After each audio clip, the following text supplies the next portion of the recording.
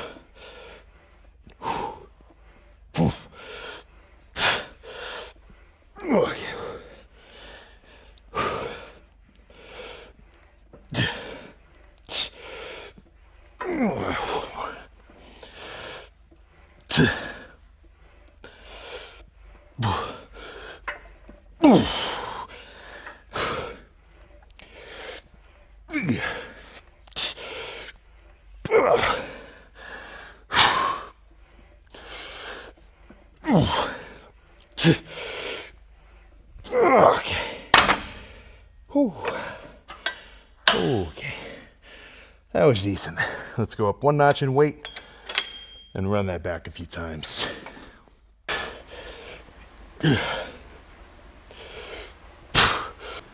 Let's do some pause reps for this one.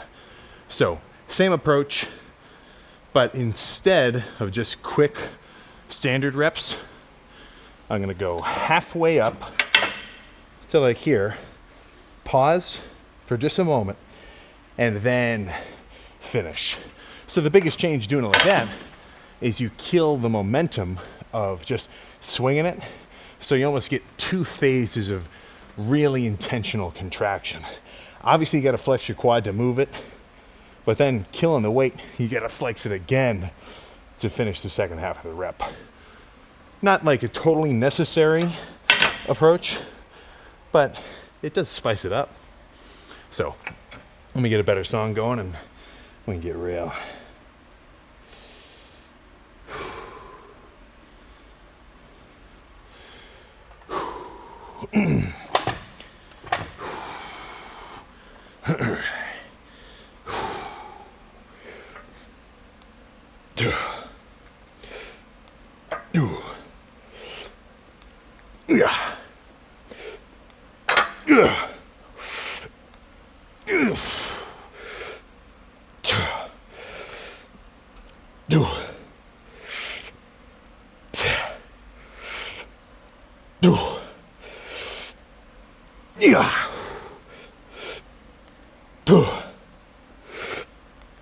Yeah. Oh. Yeah. Oh. Yeah. Yeah.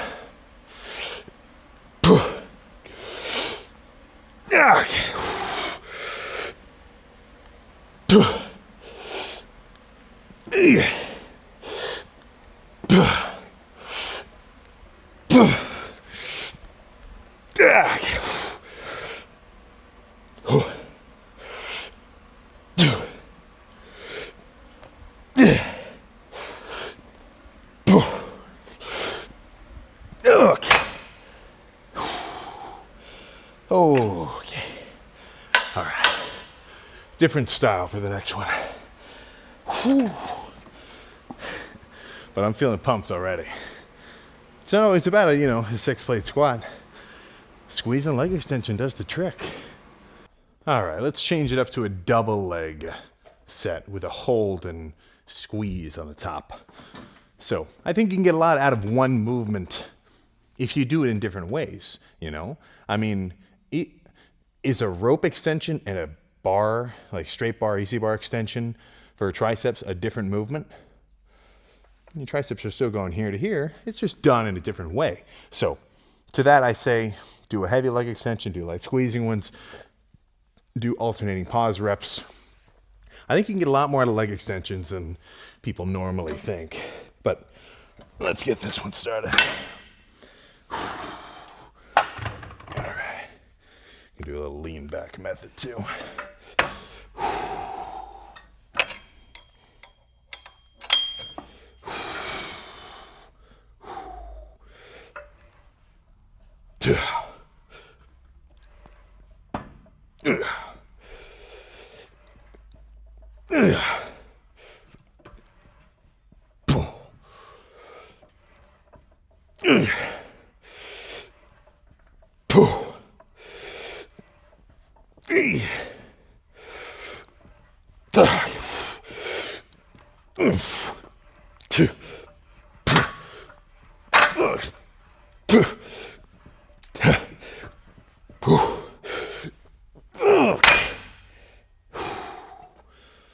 Oh, one more like that.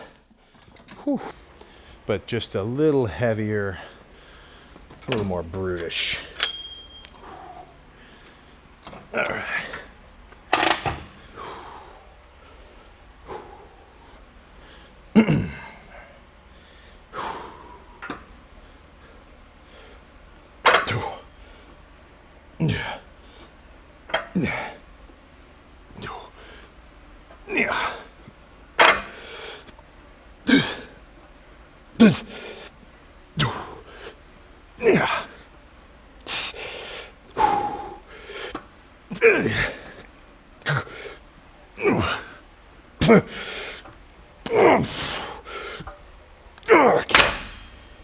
Okay. Oh my goodness. All right, I'm not sure what's next. Let me think about it for a moment. Here's the plan. I got 7 plates on this Pendulum hip press. So what I'm thinking is this is more than heavy enough to really feel. So I just want to go freaking nuts. I'm talking as many reps as maybe not humanly possible, but as possible for me to get. So let me just try to get in the freaking zone and get real here. All right.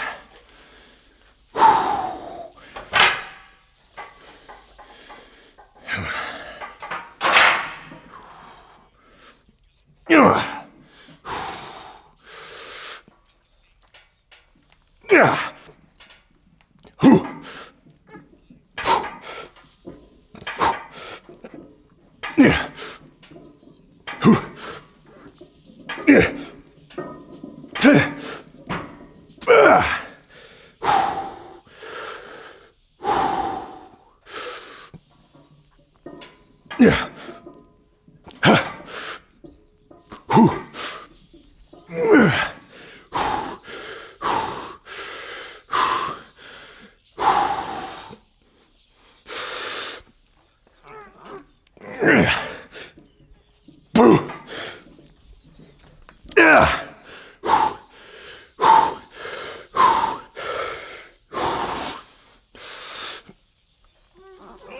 Yeah.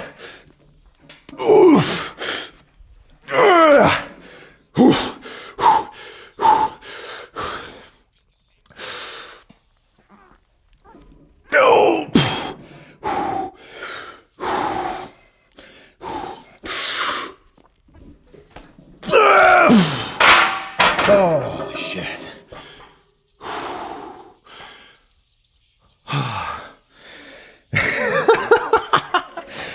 Oh my god, that was good.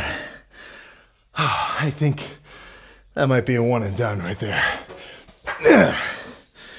For a finisher, let's go crazy with some moderate weight leg extensions, double leg, and then finish right about here with some sissy squats. So this combo, I tell you something, I don't remember where I learned about sissy squats. I definitely think it was the guy who does all the knees over toes quad-based training for like knee recovery. I've never had to do a knee recovery like that serious, so you know, I guess he holds as much water as he holds. But for whatever reason, they're freaking sweet. I probably got them from watching a bunch of Tom Platz, but he does sissy squats on the hack squat, which I did for, like, I would throw that in for a while sometimes. It's a very niche movement. Like, sometimes it feels good. Honestly, I don't think the sissy squat is something that needs to be loaded. More so something that should be pre-exhausted. Like this setup right about freaking here. Now, I don't need the whole stack, so let's see how that feels. Oh my god, that's heavy. Right there. Yeah, all right, let's do 80. Get a good song going and go nuts. Yeah.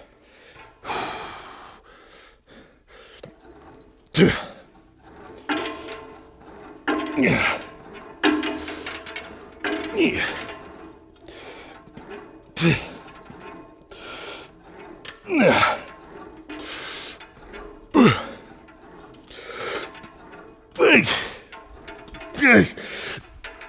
Okay. Oh my gosh.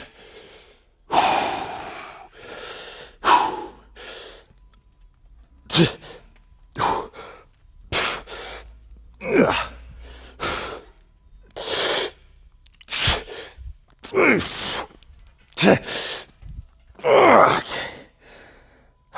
shit.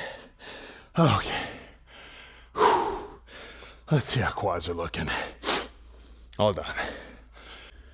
All right, let me tweak the lights so we're, yeah, there we go. So that was what?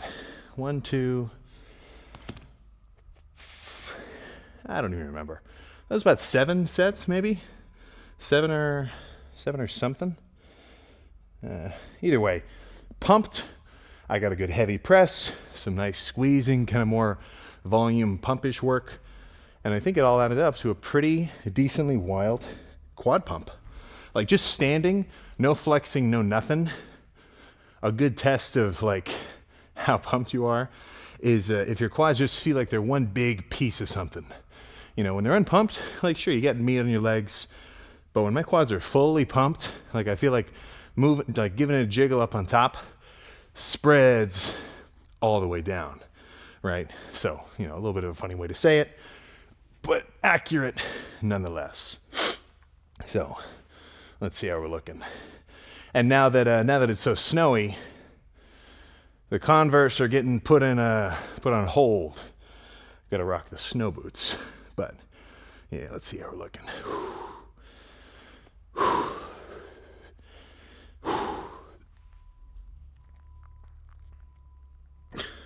I mean, that's a freaking set of legs if I've ever seen one, you know?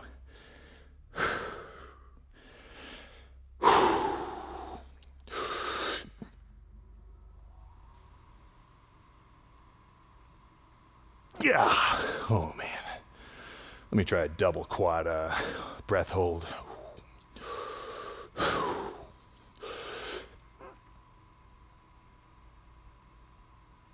Yeah, oh my gosh. Oh, jeez. But this is what I want to see. A very decent separation of thickness of my knees up to my quads. And what helps with that is just being leaner, right? Because I'll lose body fat pretty evenly throughout this whole system. Like, body fat isn't biased towards the muscly part or the tendony joint part. So for me to lose, let's say, an inch in circumference of fat on my leg up here, not a huge change. But to lose an inch of circumference of fat right here, since it's smaller, very drastic, you know? So it all kind of just freaking adds up to a freakier look. But pumped, not so grainy. Let me try to do a little like feathering shot. Yeah. I mean, the separation's there, but when I'm fully pumped up, the actual detail of like feathering and cross striations get a little bit hidden. But you can see a little bit right there. Yeah, it's all coming together. That is for freaking sure.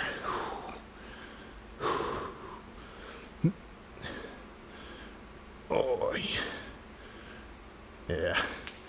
Nice. So no cardio since I just finished quads.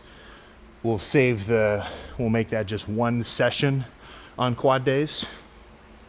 Maybe I might do it a little extra long, 40 minutes instead of 30, just to balance that all out.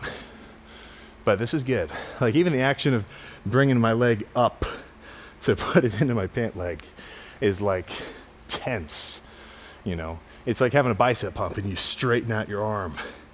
Like, you just freaking feel it pull back. But nothing else to say, so shit, man, I'll see you in the car. All right, yeah, we're in a, you know what's cool? You know what I think is cool about fitness related whatever, is it's very broad. It's incredibly broad. There's the bodybuilder types, there's the more functional training athletic types, there's the more marathon, like endurance athlete kind of types. Not a ton of overlap between like bodybuilder there. The cardio is the same. The strongmen, power lifters, and then I think I'd call this sort of what is very now established, the looks maxers, right? The male, I don't want to say beauty, but like that's their pursuit. Their thing is, okay, leaner, chisel face. If you're on your phone at all, like just scrolling through TikTok and Instagram Reels, wasting time like I do, you see it. You see that kind of stuff. And I guess in a way, you could say I'm doing that right now. Not so much in the sense of like anything too super specific, but if that's your motivation, like if your motivation is, you know what, man, I want to look better, and not so much like I want to be bigger, I want to be whatever, like I want to be more defined up here, working from the neck up. Typically, that's not really my primary concern. But as I get leaner, I mean, yeah, less puff, a little more kind of like, angles and whatever. So it's very drastic when I go back and I see myself like really lean. Like when I'm walking around 230, like in like 2 months or so ish. Yeah, just about 2 months. When I start waking up morning, empty stomach after I've gone to the bathroom, and the scale is reading like 230, 232, that's pretty freaky for me, right? That's pretty lean. And that leanness translates from my freaking head to my toes. I'm talking, you'll even get extra, like you'll just see more veins like on your feet. Like I've got this one, like I forget what you'd call it. Like right up, how on your ankle you've kind of got like those two lumps of bone on either side. I think it's either my left or my right, I don't know, but I've got like these two veins which I never saw before until my last prep, and I looked down, I'm like, what the hell is this, right? So it's it's just kind of cool. So if that's your motivation, I mean, shit, counting your calories, doing your cardio, and getting lean, watching the scale, it works. And getting back into how it's all connected. Like you guys can have completely separate motivations, but they all lead to the same place. And I think they all have the same core principles of results, right? Basic consistency, classic, decent effort, and even a little bit of personal creativity. What I mean by that is just being able to kind of, warp your routine towards whatever your greater end goal is. And I think it's important to have a little something that you're working towards in any realm, just because it's honestly, it just kind of feels better. Like when I'm in a bulk, or if I'm dieting down, or if I'm trying to get stronger, or if I'm trying to get leaner. I mean, basically the same thing, but just saying it in a different way. It makes me feel good. I've got an overarching goal that kind of, makes itself known throughout my day. So I've always got something that I'm looking forward to. And it's that's not just bodybuilding, that's anything. If your thing is if you got like a legit thing that you practice every day that you want to get better at, I think guys who have that sort of thing, I don't want to say are better or worse in like a quantitative state, but they've got a little something extra, right? It's fun to have stuff like that, I feel. And it's just interesting, because instead of feeling like aimless, I wake up, I do my stuff, I play on my phone, I go back to bed, I feel like it's a little purposeful. It's just nice to have. And it's, the rewards will start to pay off over time, right? I mean, imagine this. Would you rather have 10 years of workout experience, or would you rather have 0? If you could just snap your button, or you could just snap your fingers and instantly have 5 years of experience working out, doing anything, you definitely prefer it. That hypothetical is right here, but instead of the future, it kind of starts in the beginning.